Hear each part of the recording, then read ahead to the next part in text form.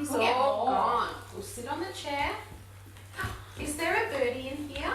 Arden. Arden. Let's look for a birdie in here.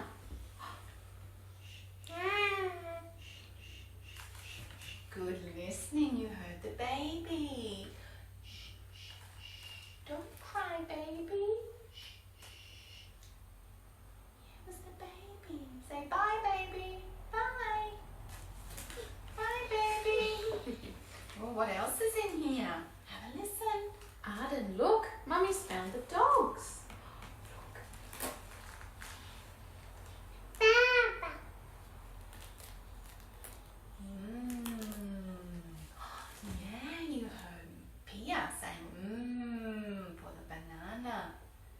Yummy banana. You can hold the banana. You hold the banana. Sit down. Hold the banana. We've got some more.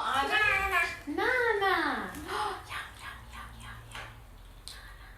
Yum, yum, yum. You're doing a good job there. Yum, yum, yum. You heard the snake. Here's the snake. Good listening. You bring the snake here. Yeah, I've got one more.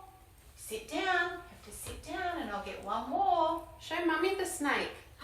Can Mummy see? Let's sit on the chair. Sit on the chair next to Mummy. And we'll look at the snake.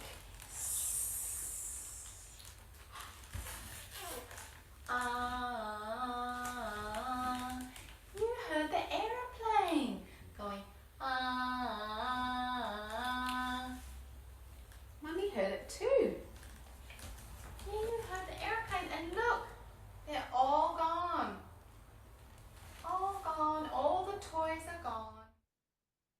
So difficult age to do the Ling sounds, isn't it? Between 1 and 2 years, there's lots of distraction there, but the therapist and the mum have worked together to get those detection responses. You could see the therapist there using those added suprasegmental cues. Shh, shh, shh, and ah. I talked earlier about gold standard delivery of the Ling sound being we don't use those suprasegmental cues. And possibly this little one is ready, absolutely, to go onto that gold standard.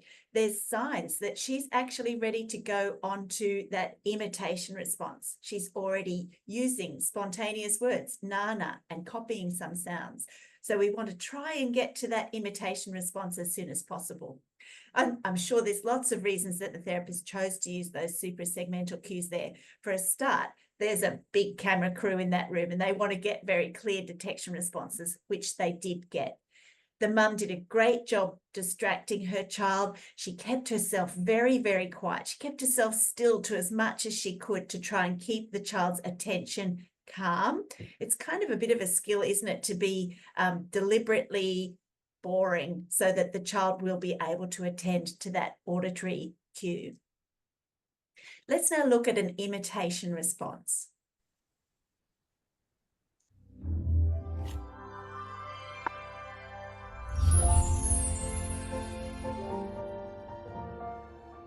Hello and welcome to Rehab at Home from MED-EL.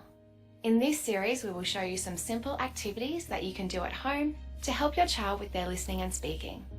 Today, you will see Penny and Matthew completing the Ling Sound Test. This is a quick and easy way to check that your child's cochlear implants or hearing devices are working and that they can hear all of the sounds of speech. Let's see how it works. So you say the sounds after me, okay? And then when you say the sound, you can put a block on the tower. All right? Ready? Gonna copy me? Ready? Ready? Ah. Ah. Good girl. Shh. Shh. S. Mm. Mm. Ooh. Mm. Ooh. Mm. Ooh. Oh. Good girl. Oh.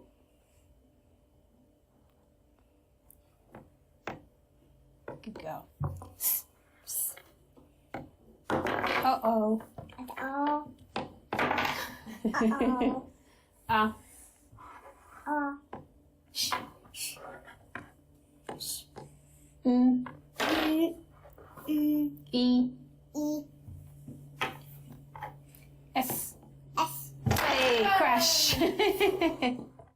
Ah.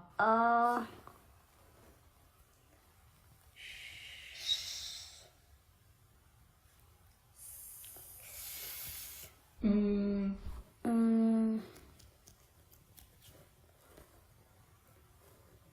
E.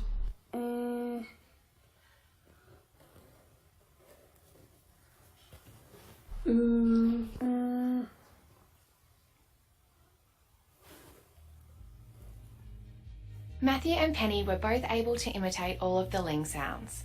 Ah, oo, e, sh, and s. This tells us that their cochlear implants are working and that they are able to hear all of the sounds of speech.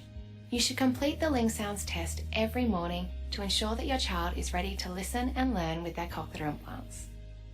Thanks for watching, and don't forget to subscribe to the Med-El blog to get all of the latest Rehab at Home videos straight to your inbox. So I hope you have found our Med-El Rehab at Home series of videos presented there by my colleague, Natalie Teakle.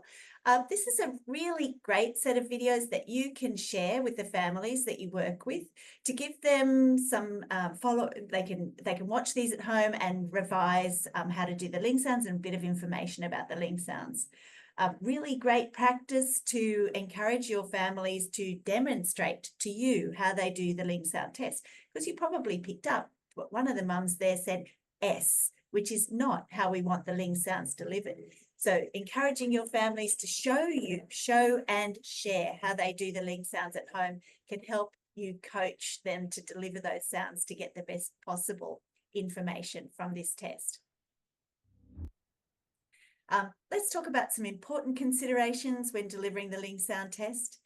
A detection response indicates that, as we talked about, that the child has access to at least some of the acoustic information. Oh, actually, I said child then. What I meant was individual, because you can use the Ling Sound Test with adults too. We really encourage it. Accurate identification or imitation indicates that the speech perception that they've got access to all of the required acoustic information. But inaccurate imitation, maybe they just haven't got the speech production skills yet to accurately imitate a sound. So we've got to consider that if we're hearing a sound back that's not exactly accurate imitation. We do know that listening practice may improve performance, but it also may be a combination of listening practice with programming improvements that the child or individual needs. Now what we'd like to do, Diana and I would like to talk to you about how audiology and rehabilitation can work together to interpret the Ling Sound test responses and use those responses to improve programming outcomes. So are you ready, Diana? Yes, ready, Rebecca. Good. Okay, so perhaps I'm in a session and I say E.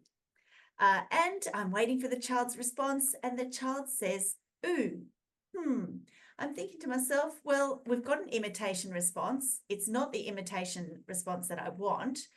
One of the possible reasons I'm thinking is it might mean that they haven't got adequate access to that third formant of E, which is around 3000 hertz.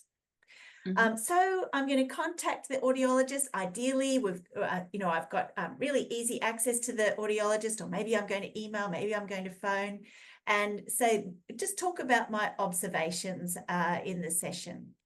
Diana, what are you going to do with that information? So if, for example, in this particular scenario, if the child is hearing E instead of oo, what we could look at is no, it's a different way. They hear E, but repeating back oo. Ooh, I see. So in this particular scenario, we can probably look at the channels in the higher frequencies, because it means that they're actually missing out on that high frequency information that E requires. So if we could look at the next slide, please, Rebecca. So in this case, we'll be looking at channels 9 to 12 and potentially just applying a couple of increases in that particular region. However, in this scenario, I would do the Ling Sound Test before I apply the changes, just to see how the MCL changes that I applied affects the response of the child. Yeah, great. Always good to check before and after.